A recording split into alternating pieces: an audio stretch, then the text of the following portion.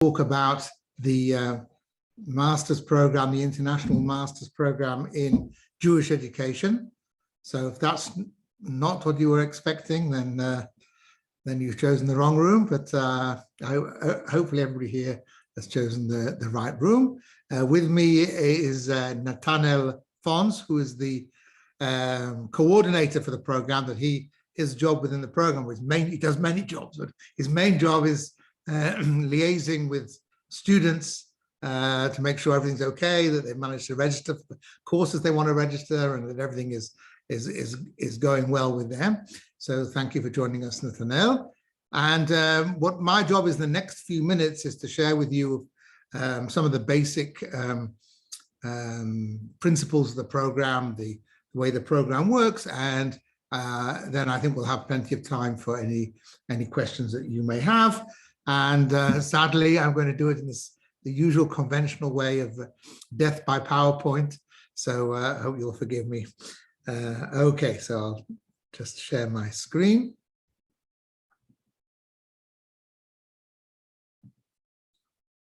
Okay, so we're talking about an international program, which is an MA in Jewish education, whereas an MA actually in education, which specializes in Jewish education. And what's unusual about this program, that it's a degree program that is mainly based upon distance learning. I'll talk a little bit about the form that distance learning takes, but it's also unusual as a distance learning program in that it includes an intensive 2-week summer session here at the Hebrew University on campus.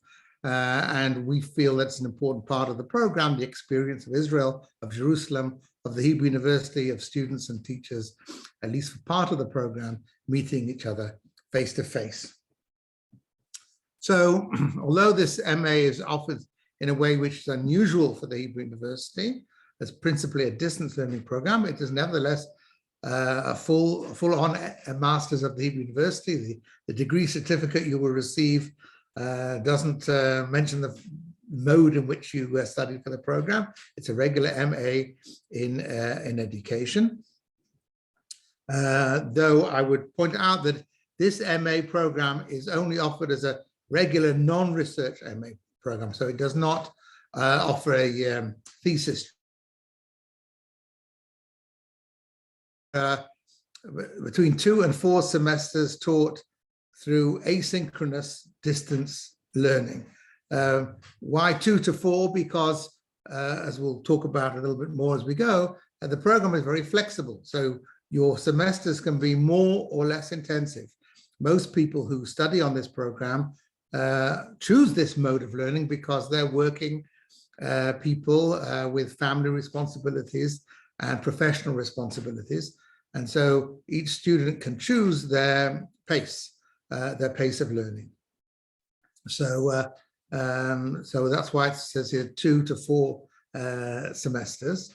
The program includes an intensive winter session, and there are up to 4 credits. And again, there's some flexibility about how students select between those courses that's offered in the break between the 2 semesters. The break in the Hebrew University between the semesters is quite long. It's now about 7 weeks. So that time will also be used to offer the opportunity to pick up some credits towards finishing the degree. And then there's the 2-week summer intensive session. And that summer intensive session is very much planned in a way to make use of being in Israel, being in Jerusalem, as part of the educational program. And we'll talk about that a little bit more later on. So the program is taught entirely in English. The readings are all in English, and even those courses that are based on classical Jewish texts, such as the Bible or rabbinic literature, those texts will be studied in translation. Although there will be opportunities also for those who wish to see the text in the original. And I don't know how much this is of direct interest to you who are present today, but over the last 2 years, we adapted the program to be available also in the Spanish and Portuguese languages. And there we attract students mainly from South America, but also from Spain, who take the program in Spanish and Portuguese. Now you can enroll for the program to begin the program in either March or in October, or I should say October, which is the beginning of our first semester, or March. The main cohort joins in October, but there are always a number of students, a good number of students who join later in the year with the second semester. So it's a graduate degree program, and there is a considerable degree of choice in the courses that you take. Over the years, we've managed to build up our courses, but actually, maybe I should say common knowledge, but the idea of asynchronous means that students don't have to, as you are now, don't have to tune in, as it were, to a Zoom session at a particular time on a particular day. But the materials for the program, including the lectures for the session, for the class, are pre-recorded, and there are readings, and students interact with each other and with the professors of the courses by means of class forums, so that people have an entire week in which to pick up on the activities of that particular week's class at times of day and on days of the week that suit them. The difference will be in the winter session that they will be synchronous classes offered directly over Zoom. I would add that, though, that we found that it's important that even in the asynchronous classes to include an element of synchronous learning, one or two occasions during the semester where the class can meet and talk, as it were, live. As I said, the program is very flexible. In theory, if somebody was to study in the most intense way possible, they could even finish the program in a calendar year. If they took all the courses in each full semester, they took all the courses in the intensive winter session and all the courses in the summer session. But our experience has been that for most people, it suits them better, and their learning is of a better quality if they spread their learning over a longer period of up to 2 years. I mean, also in theory, if somebody has some difficulty, sometimes it can happen that the plans don't quite work out and their studies overflow into a third year. It's possible to do that. There may be some cost in terms of some extra tuition costs, but ideally, we like to see, and we're generally successful in seeing our students complete the program within 2 years. Now, this is a little bit too small for you to see, but it gives you an example of some of the courses that are offered and the kind of fields that we deal with. So one of the fields is Israel education. A required course we have looks at contemporary Jewry, which means studying the history, sociology of the Jewish world as it is today, and particularly with respect to how that affects Jewish education in different parts of the Jewish world. We have a number of courses that deal with philosophical issues. So, for example, I myself, I didn't introduce myself properly, by the way. I'm Michael Gillis. I actually am the director of the Melton Center for Jewish Education in the School of Education at the Hebrew University, but I have the real pleasure of teaching within this program. So a course that I teach is issues in the philosophy of Jewish education. We have some courses that deal more with the arts and education. A course on Jewish education and visual culture as text, how the visual arts interact with the Jewish tradition and Jewish culture, and how that can be a resource for Jewish education. I won't go through all the courses here, but I would just like to mention that some of the courses deal directly with issues to do with teaching Jewish texts, Midrash and Talmud, as well as the Bible, as the Jewish Bible, Hebrew Bible, as a central element for Jewish education. Now, one of the things that we have developed, or I would say we're now in the process of developing, unfortunately, because of the COVID crisis, we have not been entirely able to implement this, but I believe that for a new cohort, this will be fully implemented, is to offer within the program a track that deals with social and educational entrepreneurship, deals with innovation and entrepreneurship in Jewish education.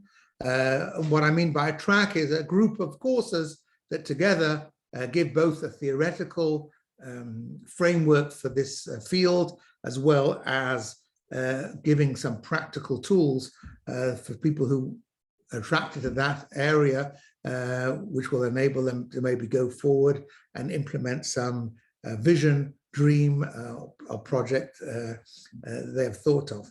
And this is something that we do in cooperation with HUJI Innovate, which is the center, the recently created Hebrew University Center for Entrepreneurship. The asynchronous courses that I mentioned are offered using the Moodle platform. Many of you may be familiar with this platform. And to my mind, it has one of the great benefits of being basically quite simple and intuitive.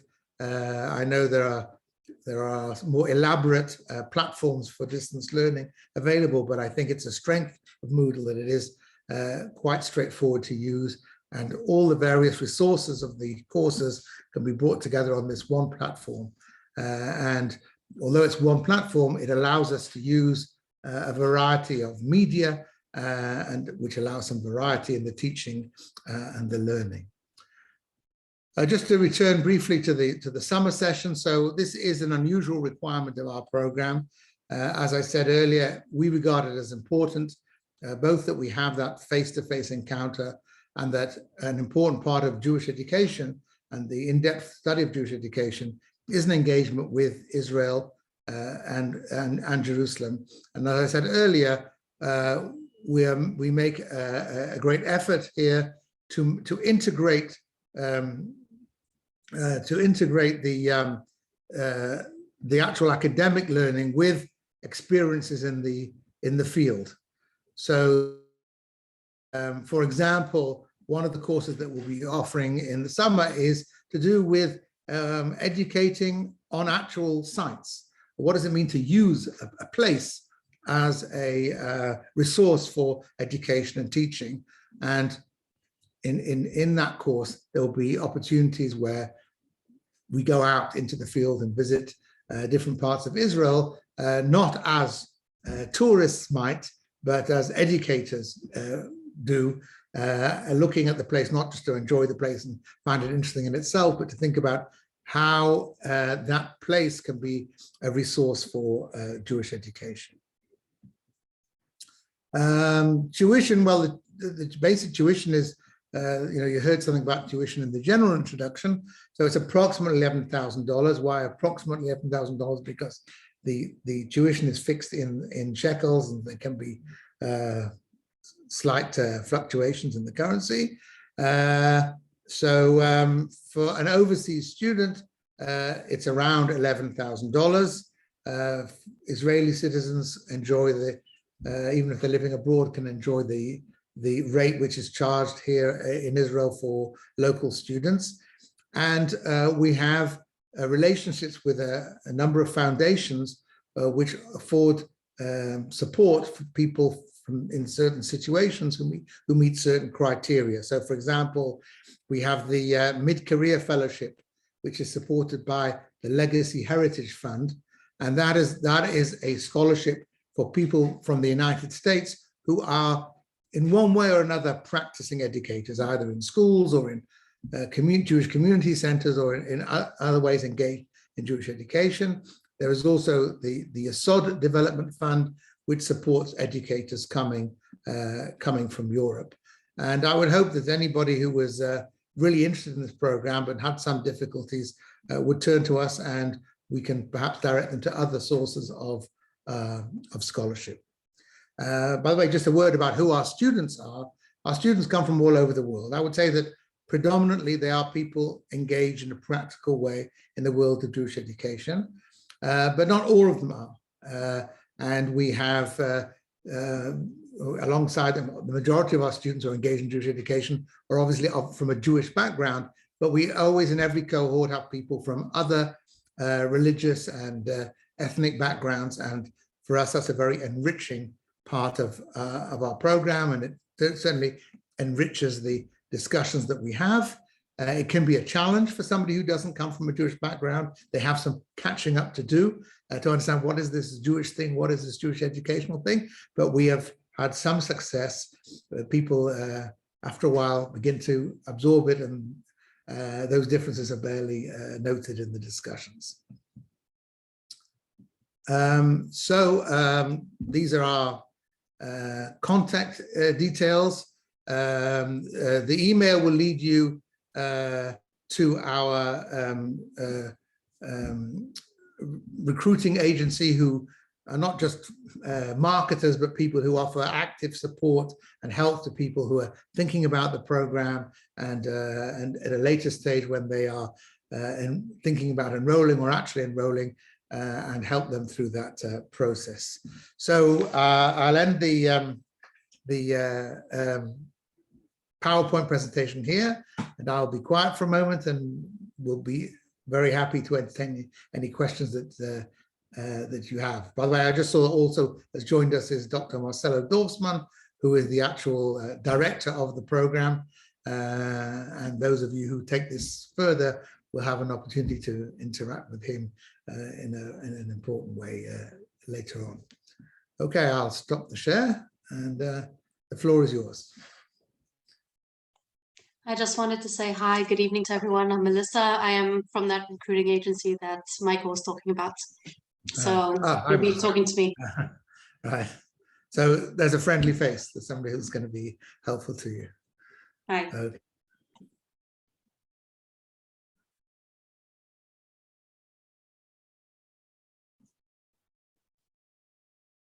Are there any questions then?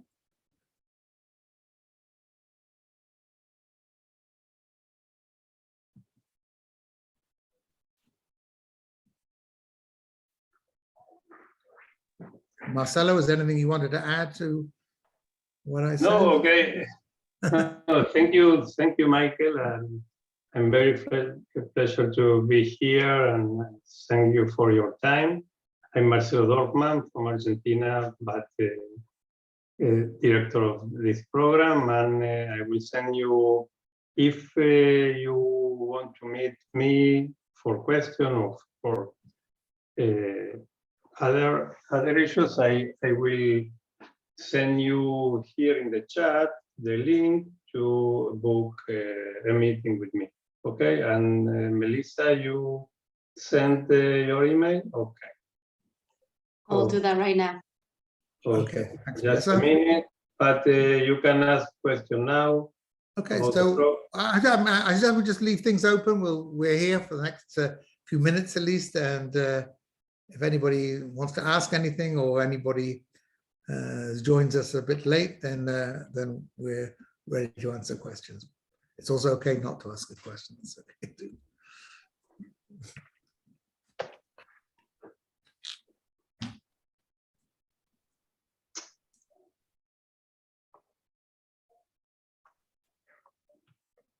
Okay, here is the link.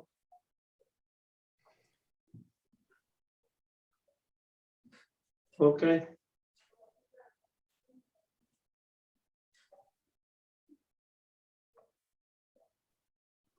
Melissa, you can hear you.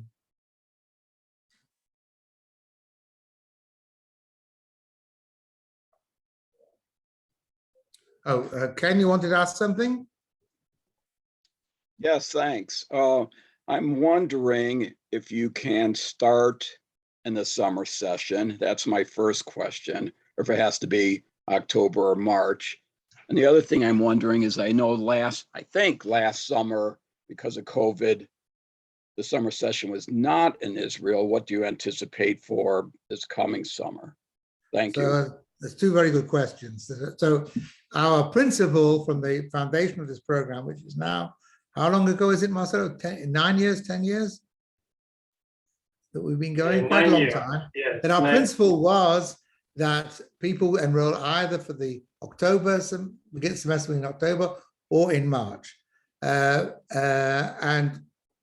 I think that remains our principle. I don't want to go into too much detail here. Over the last two summers, where we were unable to offer the summer program.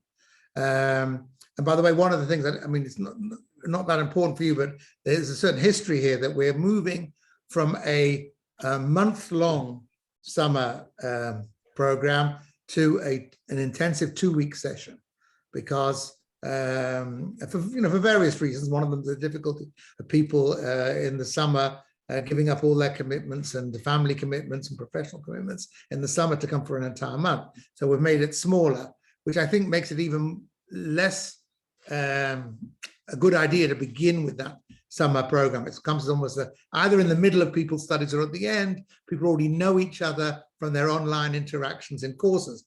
By the way, I mean, my experience of teaching in this program is that and I was a skeptic at the beginning, is the interactions on these asynchronous courses through the forums are quite remarkable very often. And people get to know each other quite well. So when they meet in the summer, it has real meaning for them coming together.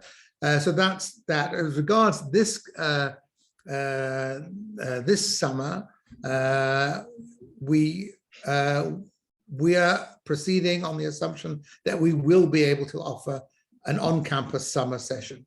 I think that's the only way to keep your sanity in these times, is to believe that things will go ahead. The situation here in Israel is not good at the moment, but it's rapidly improving.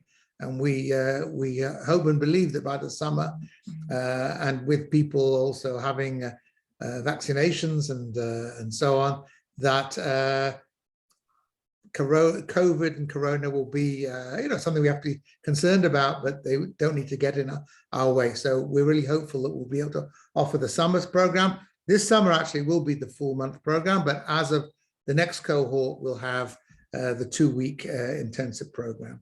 So I hope that answers your question. You have to believe. Thank you. Oh, another thing I was wondering about, do you accept transfer? So I've already done a lot of education. Do you accept transfer credits towards your program that might cover similar courses? So, that is something that we can talk about. I can't remember offhand because it's not really something that I deal with on a day-to-day basis. There is a certain amount of credit that could be transferred if the studies are seen as being equivalent to our MA level studies, but obviously not to an extent that it actually gets in the way of having a satisfactory program in Jewish education. So, I mean, that's in a way an individual question, but which we'll be happy to address if you want to take this further. Thank you. Where did you do your graduate work? Well, right now I'm actually a high school science teacher, so I'm really interested in kind of applying Jewish models of learning to the science classroom. But my graduate work was at the University of Idaho. Okay. In the States. Okay, very good. Interesting.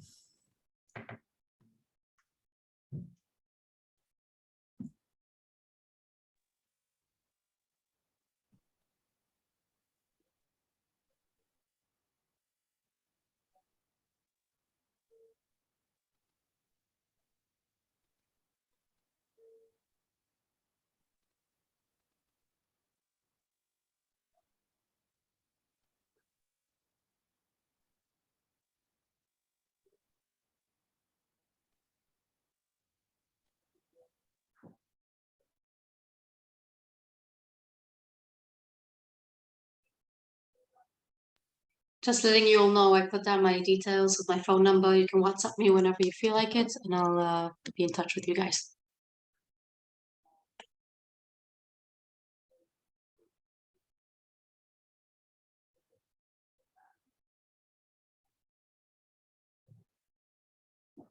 Thank you, Melissa. That's very clear.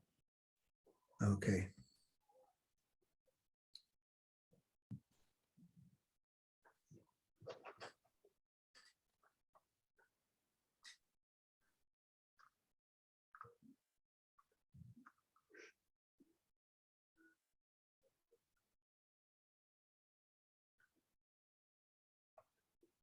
what is the last day to apply to the upcoming? I think at the end of February, about 25, 26 of February. To enroll for the spring semester. Yeah. Yes, to the upcoming spring semester, yes.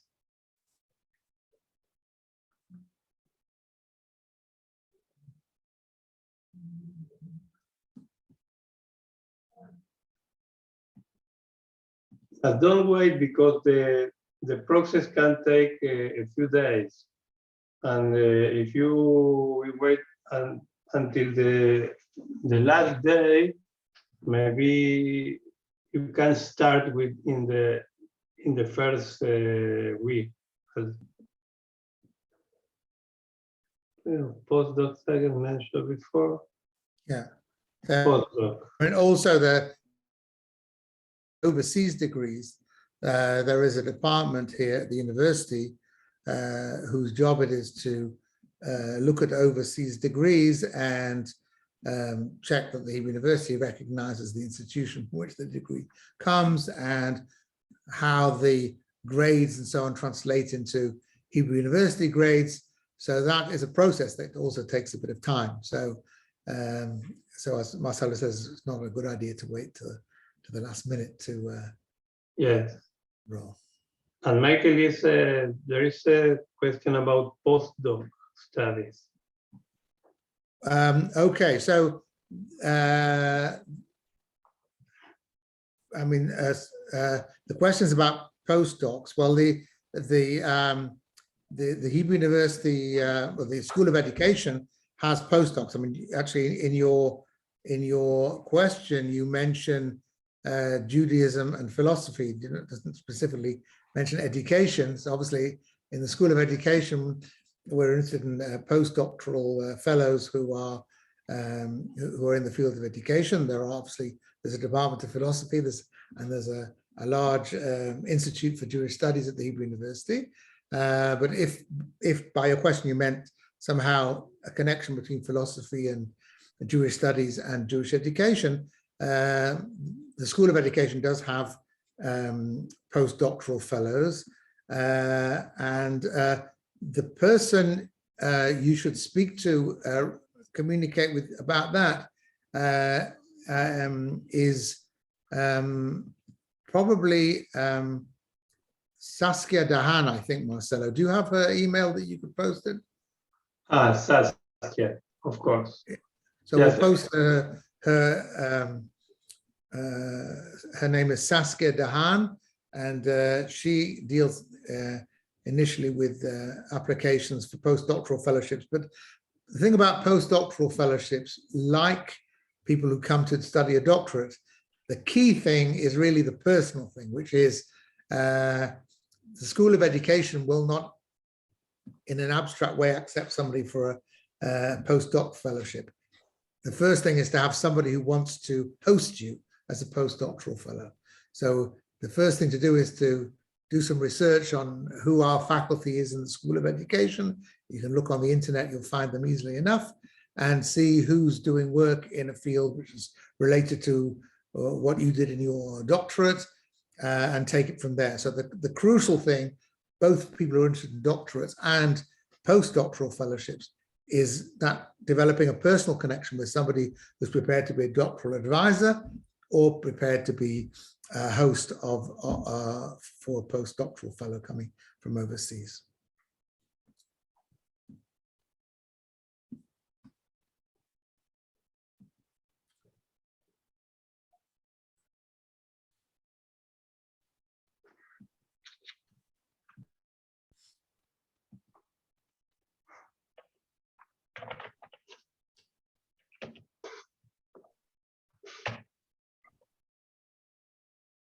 Okay, so Marcelo, how long do you think we should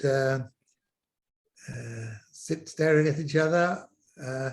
The questions and answer in the main room begins at 7:30 Israel time, which I guess is 12:30 on the eastern seaboard of America.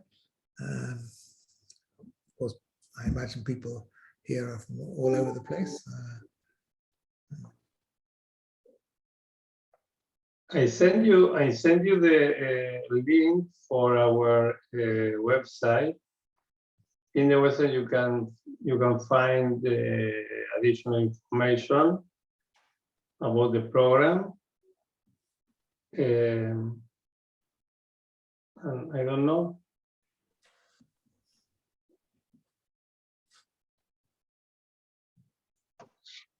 Okay, so Marcelo, I suggest we close here, okay?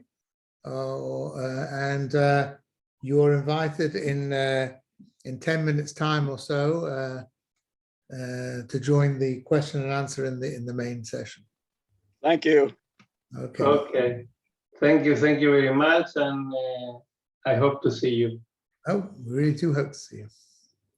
Okay.